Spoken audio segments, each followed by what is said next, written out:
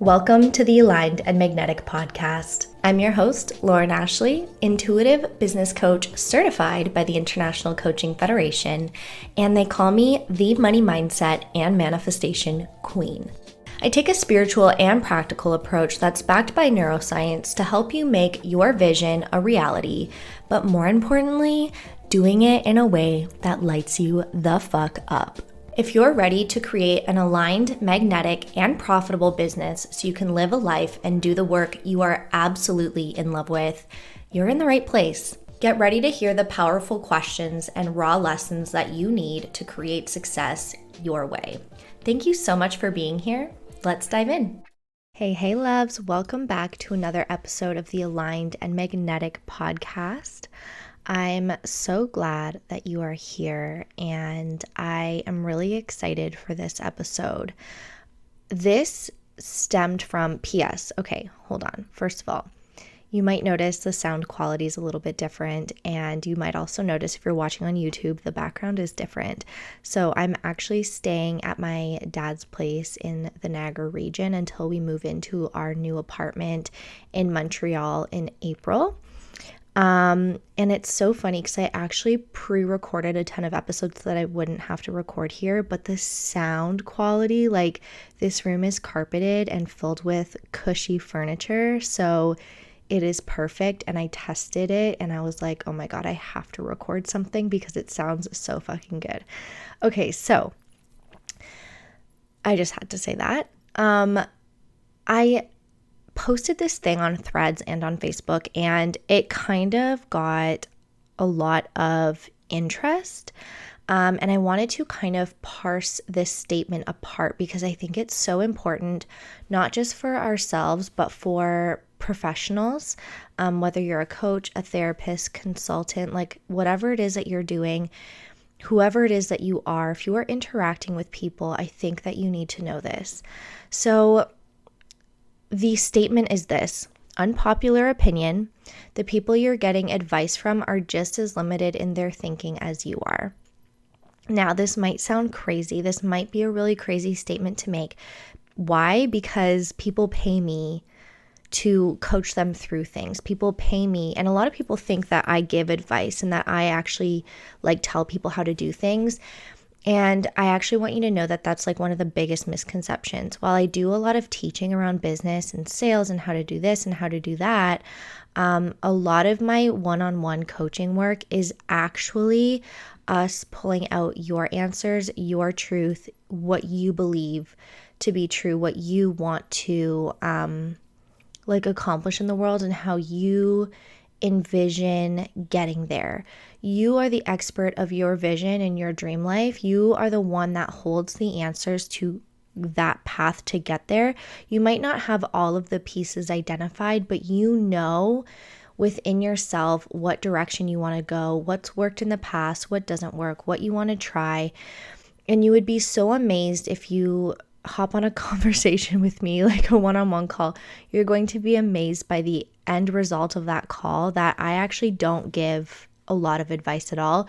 You actually come up with a lot of that advice yourself and a lot of those answers.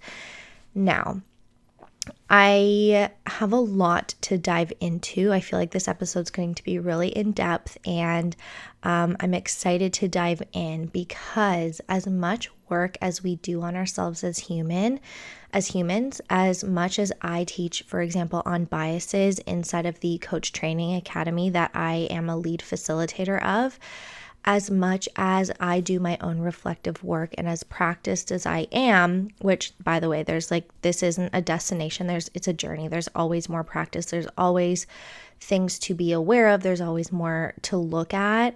And that part of this journey never really ends. In fact, I don't think any part of our life here on earth, any part of the journey really ends. We are limited, okay? Human beings are limited. We are flawed. And in this episode, I want to really explain why you shouldn't take anybody's advice, including my advice, and what to do with the advice that you're given instead, okay?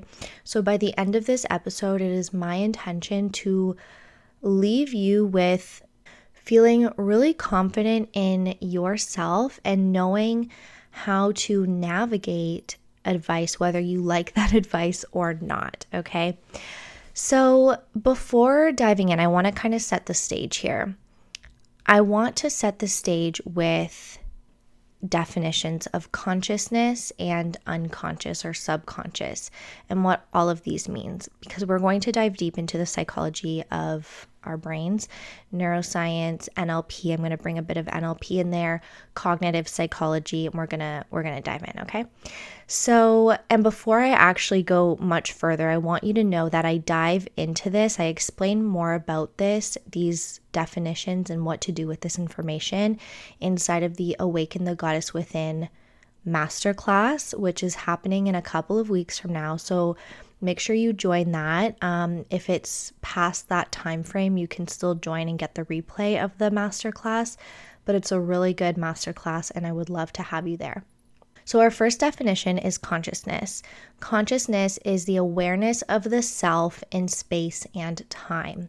It allows us to take in and process information, make decisions, have conversations, ponder, connect to a higher power, etc. Now, the funny part is only 5% of our brain is operating in a conscious state, okay? Now, there's the unconscious or the subconscious mind, which consists of all of those things that are outside of conscious awareness. So if you think about driving a car, for example, when you get into the car now, unless if you're like 16 years old, this probably won't make sense to you. But if you've been driving a car for a while, when you go get in your car, turn the key or press the button, whatever you do, scan your face, scan your finger, I don't fucking know anymore. When you turn your car on, you put your foot on the brake, you put the car into reverse, you take your foot off of the brake and touch the gas pedal and check all of your surroundings, la la la la la. You're not really thinking of those things, right? That is an unconscious pattern. It is automatic. You don't have to think step by step to do that thing anymore because you've mastered it, okay? So an unconscious or subconscious thing would be memories, for example, thoughts, urges. A lot of us have urges or patterns or things that we're not really aware that we're doing. Or you might notice after the fact, like, fuck, I really sounded like my mom there. Or like, oh my God, like, why do I sound like my dad? Or why do I sound like so-and-so, right? And these are our unconscious instincts. They're things that our brain has picked up over time and has solidified in the subconscious mind. And that governs 95% of our brain activity. A lot of our brain is occurring on autopilot by the subconscious mind. It's being run by the subconscious mind, okay? So a lot of our memories are stored in the subconscious mind. Now, how the heck does a subconscious mind come to life, right? From the time that you were born, and I would actually argue before you were even born, when you were in the womb, you can still pick up on information, right? The DNA, your genes. Now, I'm not a scientist, so let's just preface this that these might not be the most scientifically correct things, but I'm going to explain it in the way that I know how to. We pick up on sensations. We pick up on different, like babies in the womb can hear, fetuses can hear, they can sense, they can feel things. And I actually remember this one time that I was in a Reiki, actually I think it was it was a healing session. My friend does like Reiki, but I think she was kind of using theta techniques as well. And we went back into that time when I was in the womb, and she asked me some questions like, what were you feeling? What were you sensing? And I just part of me just knew that there was stress and pressure and oh, this baby's coming, shit. We need to figure out our lives and we're financially tight and this, and this. And all of that to say is that even instances from when we are in the womb can impact our current realities, right? This is how our past can influence our present, which can influence our future. And so becoming obviously more aware of our past and diving into all of this is super helpful to help guide our present and the decisions that we choose to make from here on out toward the future that we desire to create. Now, obviously, the subconscious mind is not just created when you're born, but as you move through life, what happens is that we are born with so many potentials, okay? There used to be this theory, I forget exactly who came up with this theory, my apologies, but there was this theory at one point in psychology that children are born with a blank slate and that they accumulate experiences that shape their minds and pretty much govern their life outcomes, and that children are sponges. Now, what they've actually found since doing some more research in the neuroscience field is that babies are born with a ton of neural networks, a ton of potentials. And what happens is this process called synaptic pruning. So over time, as you age and as you pay attention and as you process information that you're seeing, your brain starts to wire a certain way. So this essentially means, like, this research goes to show, or like kind of points us in the direction that it doesn't really matter what genes you have, depending on where you grow up and who you grow up around and who your parents are and your socioeconomic status and all of those demographics and your context, that can play a huge role in your current reality and what you've created for yourself, right? It can even go into like the goals and the visions that you have for yourself.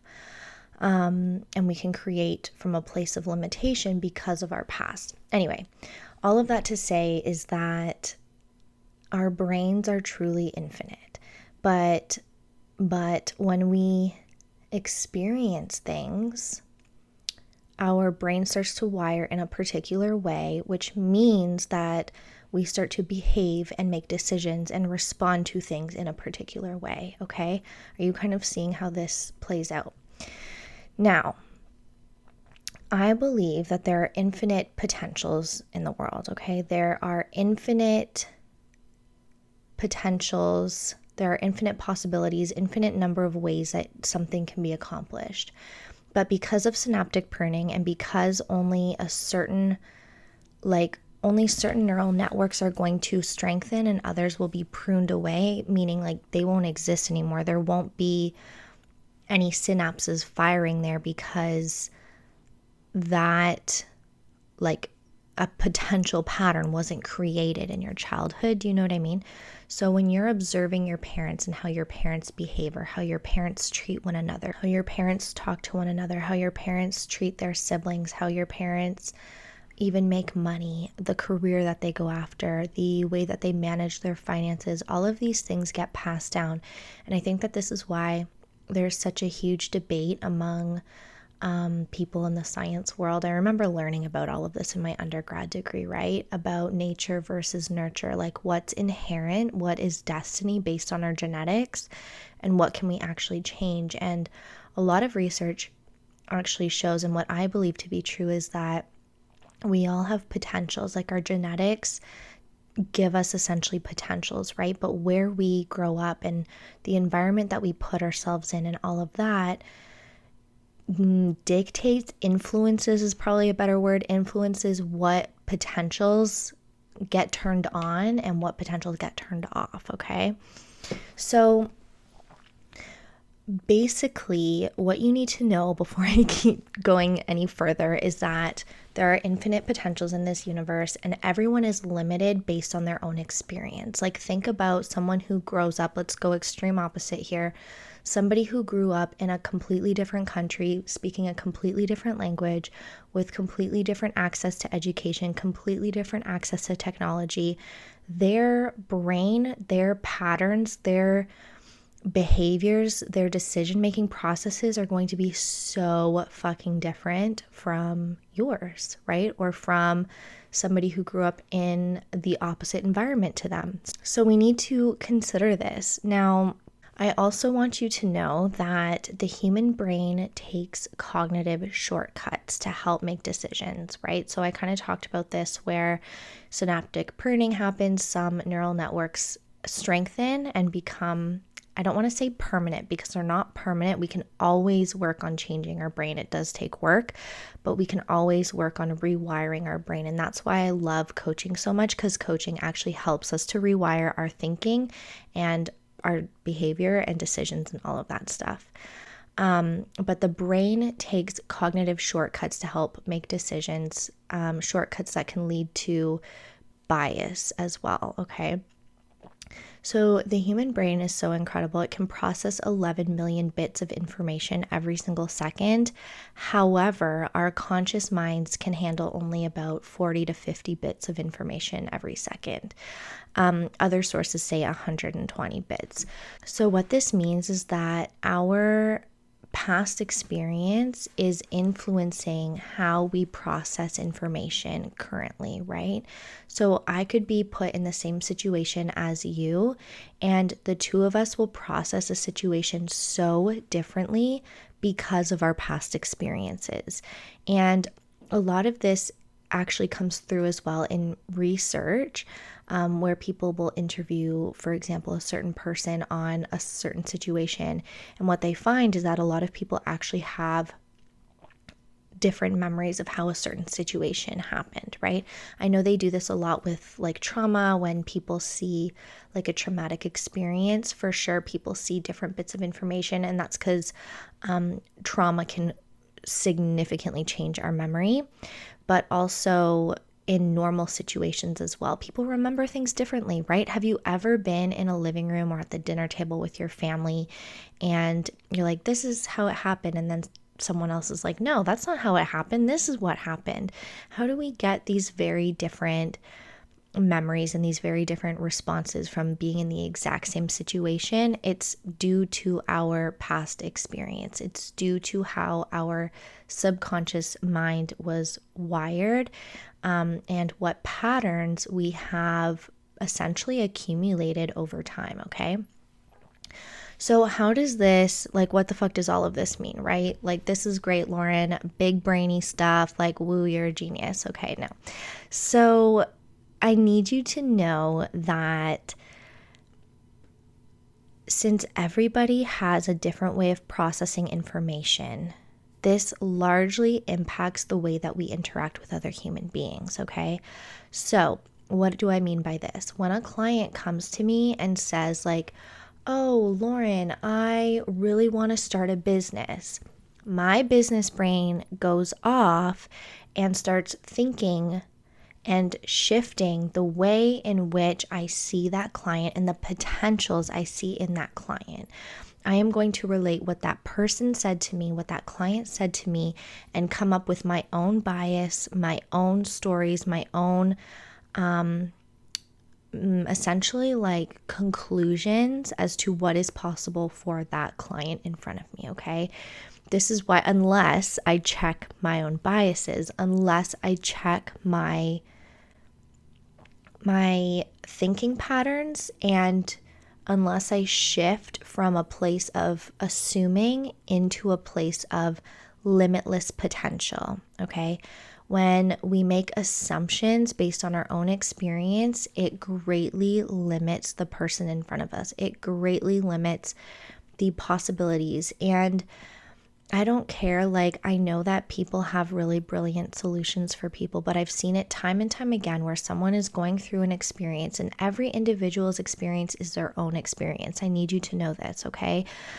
Everybody is going through their own individual experience, and even if you've gone through something remotely similar, your advice is not always going to be applicable to that person's situation. And this is exactly why we say in coach training that it's actually so much easier to coach somebody who is not in the same industry as you, because it's easier to keep a neutral perspective and to ask curious questions then if you are coaching someone who is in the same industry, it's very easy to relate to that person and start to lead the conversation unintentionally. This all happens unintentionally. Like, I know that we all have the best of intentions to help people. However, when we make assumptions and then when we start to see our clients in a different light because of the assumptions we make, the bias that we carry, the conditioning that we have been exposed to, it also changes the potential of our clients, right? It changes the way in which we respond to our clients. It changes the way we react to our clients, the way we ask questions, the way we even give advice. And this is why I'm so big on not giving advice. Now, I have to tell you that as a business coach, it's really challenging to not give advice. And I'm still trying to find the balance between giving advice and asking those powerful questions. And I can usually feel in myself, like after a conversation, even though giving advice often feels more helpful and often feels like the fastest path to getting the result that our clients want, you can feel when it has limited somebody, right? And the other thing that I want to throw in here too is that a lot of what I see in the industry is like a lot of people, I'll just speak from my own experience, actually. I think that's more helpful. There's been a lot of times where I have said something to somebody and they jump in right away with like an answer or with advice or with some sort of thing that they can relate to. And it honestly sometimes feels like you're not seeing me, like you're not actually seeing me, you're not actually here with me. You are now just stuck in your own story of like how you can help and like how you can solve the situation. And there's nothing more empowering than, instead of responding with a brilliant solution, just holding the space for the person to go through their own struggles. Does this mean that there is no room for advice giving? No, it doesn't. There is absolutely 100% a place for advice. There is 100% a place for consulting, for example, mentoring, for example, and all of that stuff.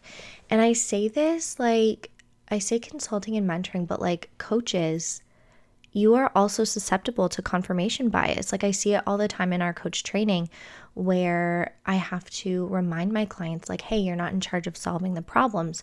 Hey, you're too in the weeds. Like, take a step back and help them with the bigger picture, right? Remain on the outside. You are to ask curious questions, not to get stuck in like the how to nitty gritty details of the thing. That is up to our clients. We're just here to help them get from A to B, and not to get stuck in the stories. I hope this is making sense.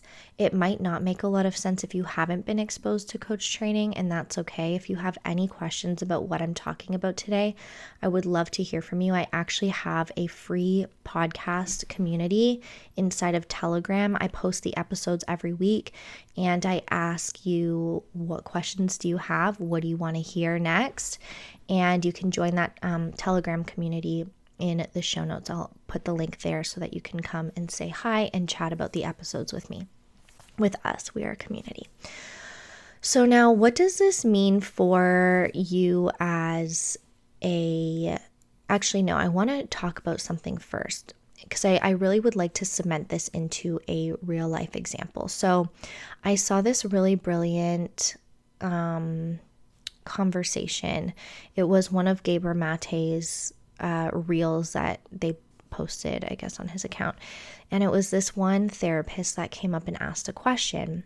Now, her question was around like, I've really noticed that I work with drug addicted clients, let's say, and I've really noticed that the ones who are open-minded are more likely to overcome their substance use issues versus the ones who are closed-minded who don't, is essentially the pattern. Okay, now this right here is a pattern that she's noticed that she is now projecting onto all future clients. She is now trying to take shortcuts essentially, and I know she's not doing this with malintent. This is an automatic thing that our brain does. Our brain loves to find patterns, it loves to investigate, it loves to make things faster, categorize, right? And so and she was asking like, okay, now what do I do with that? Like, this is the pattern I'm seeing. What do I do with that? And his response was essentially like, how do you feel when you notice that your client is closed-minded? How do you feel? And she's like, well, I feel frustrated, like it's frustrating. And he's like, right. So you've just noticed that your client is closed-minded. Now you feel frustrated, and that changes how you see your client. Okay. Now, what we can call this, if you want a label for it, is the observer effect. The observer effect is an effect that they discovered in physics where essentially the way in which we observe an experiment or stimuli or even atoms changes the outcome. It changes the behavior. It changes the experiment. It changes how those things play out based on how we observe, okay? Now, this can also work in the sense that, as a coach or a therapist or a consultant, once you gather information around about your client, around your client, you can start, based on your past client experiences, you can start to group that client in with, here are the people that usually succeed and here are the people that don't succeed. But your job is actually to remain neutral. Okay. And even if you're not a coach, consultant, therapist, whatever, you can still use this. And actually, you're going to start to see that things really start to shift with the people around you when you take a more neutral perspective. You can use this with your clients. If you are a business owner, you can use this with your siblings, with your family. Instead of, how let's say, for example, your sister, your brother does something. You just like roll your eyes. You're like, oh my God, that's so typical of them. That right there is the problem. That right there is the bias. That's the pattern that we have learned in our brain about that person or about those types of people. That's why stereotyping happens. It's why we have so many big systemic issues in our society, is because of the way that our brains are wired, right? Now, we can totally learn how to check these assumptions and check these biases to be better people and to be more open and to be to shift our thinking from limiting, right? Like when we come from a place of bias, conditioning, patterns, we are limiting the potential in front of us versus when we come with a mind that is curious and thinking of the possibilities, and we open to possibility, we open to limitlessness, we open to potential, okay? So what does this mean? Like, what the heck can you do with this information? So what I need you to understand is that when you are getting feedback from another person, I need you to understand that this feedback, this advice, these tips come with a colored bias, come with a colored lens, come with experience. This is where critical thinking really comes into play. And what I would actually encourage you to do is start asking more questions. Where did this source get this information? Where did this person learn about that? Where is this coming from, right? We have a society that we live in a digital age where everyone has an opinion. Everyone is free to speak their opinion. It's like you can get advice from literally anywhere. The fastest path to spiraling in a sea of information is to listen to everybody else except yourself. And what I would encourage you to do is to actually turn down the volume and lessen the amount of advice that you're getting, lessen the amount of advice you're even asking for, and start tuning into those inner answers, that inner guidance, that inner wisdom, that inner voice, okay? And when you do hear advice, question and come back to self. How does this feel within my body? How does that advice land for me? I'm always telling my clients, like, here is an option. How does that feel for you? right? I really, really try in my business to not direct, to not lead, to not make assumptions. I always have opinions. My brain is always going off when I hear plans that my clients have. The only thing that I can really do is use the information from the past of working with them. This person has the tendency to overcomplicate things. And the best thing that I can do is ask a curious question like, when you think about executing this idea, how does that feel for you? Realistically, how much time do you have for this plan? And get them to start putting the pieces together, right? It is not my job to be like, hey, I've noticed it's a tendency of yours to take on too much and to overcomplicate things. Maybe you shouldn't do this, this, and this, and maybe you should do this instead. That's not my role here. And actually, when we do that, I know it sounds easier. I know it feels so much easier to just tell people what you think and to give them the answers that you've gone through yourself.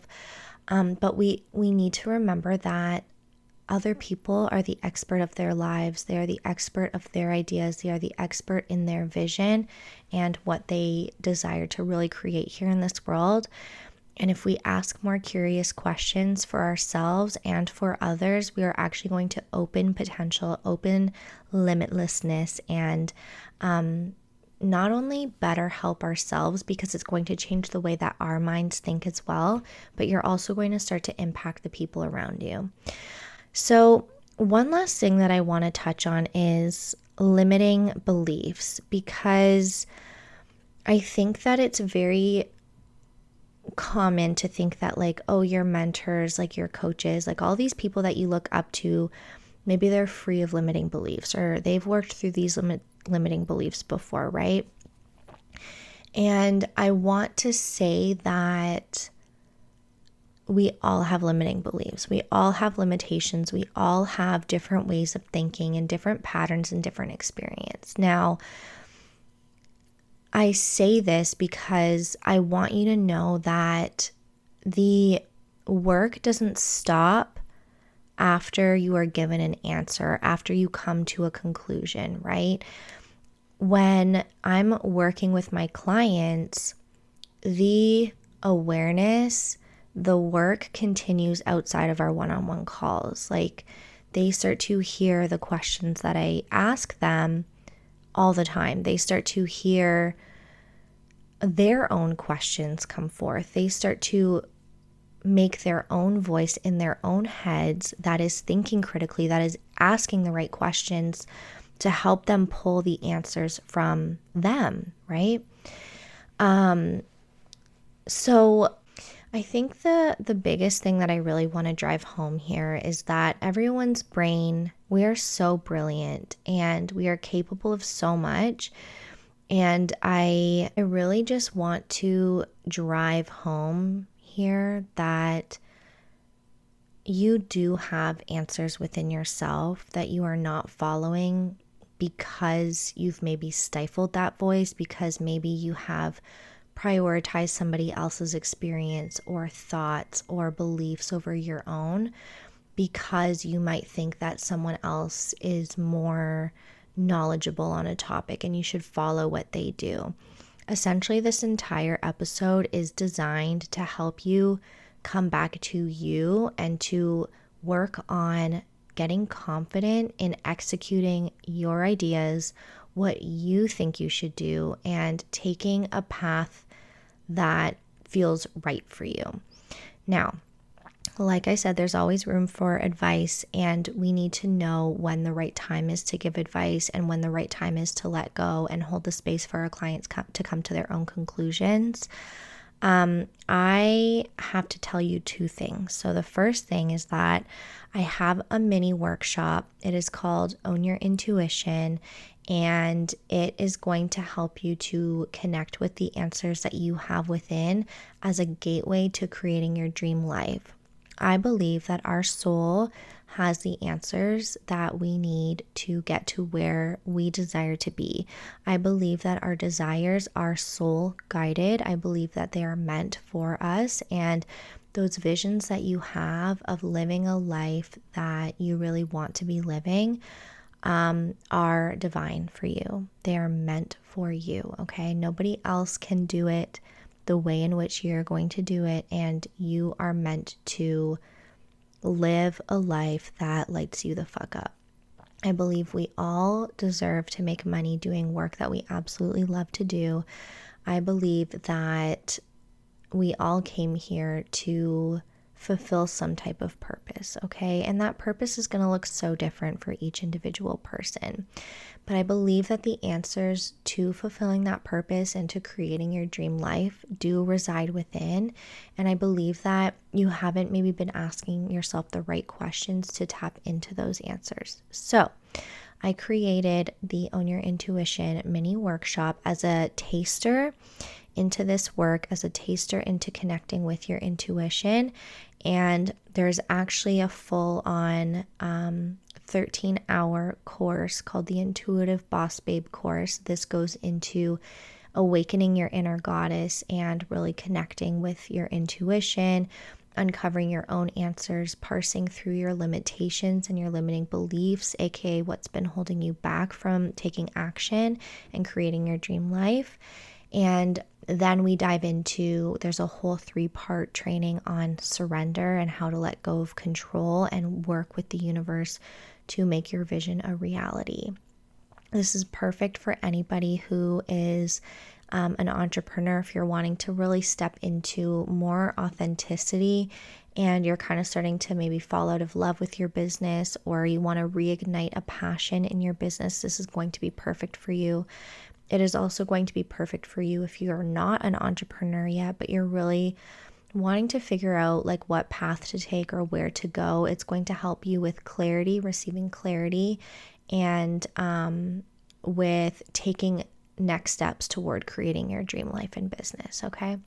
So that is available for you. It's linked in the show notes. So actually, once you go check out for the Own Your Intuition mini workshop, you're going to be asked if you would like to instead hop into the Intuitive Boss Babe course, and that's an option for you.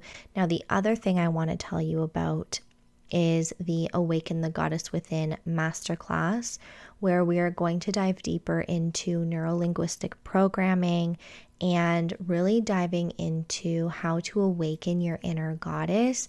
The masterclass is really perfect for you if you want some hot seat coaching. I like to make my webinars really interactive.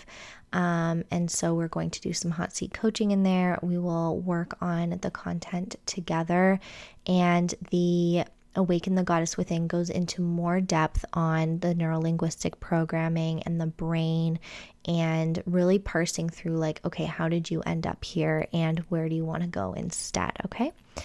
So I'm going to leave you with both of those options with the links in the show notes. Remember to come and hang out in our Telegram group and share this episode with someone that you thought of. Help me get this work out there into the world. I know that more people need to hear about these topics. And thank you. Thank you so much for being here. Oh, there's my cat. Thank you for being here. Thank you for always tuning in. And I am so excited to see how you implement this information from today's episode. So keep me posted. Let me know what you're taking away, and let me know if anything is light bulb momenting for you. I would love to hear. See you in the next episode.